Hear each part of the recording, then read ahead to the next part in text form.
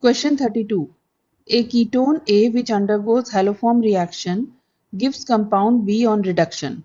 B on heating with H2SO4 gives compound C which forms monazonide D.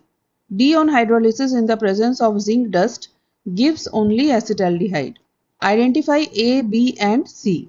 Question में given है कि A is a ketone. It undergoes haloform reaction. So if it undergoes haloform reaction, then we can say that this is a methyl ketone. Therefore, A will have a CH3CO group. Now, A on reduction gives B. B when treated with H2SO4 or on heating with H2SO4 gives C.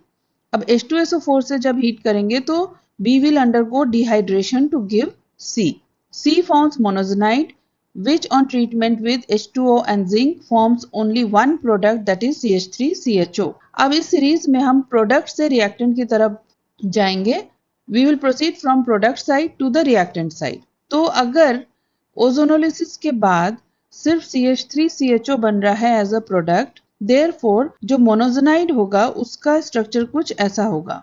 ये जो carbonyl carbon है CH3CHO का, this carbonyl carbon is bonded to the oxygens in this monazonide. तो जब इसका hydrolysis होगा मोनोजोनाइड का in the presence of zinc, तो ये बॉन्ड इस तरह से ब्रेक करेगा and we get the only product that is CH3CHO. So this is the structure of monazonide D. Now D is formed from C. Therefore C contains a carbon-carbon double bond. और C में जो double bond है वो इन दोनों carbons के बीच में present होगा.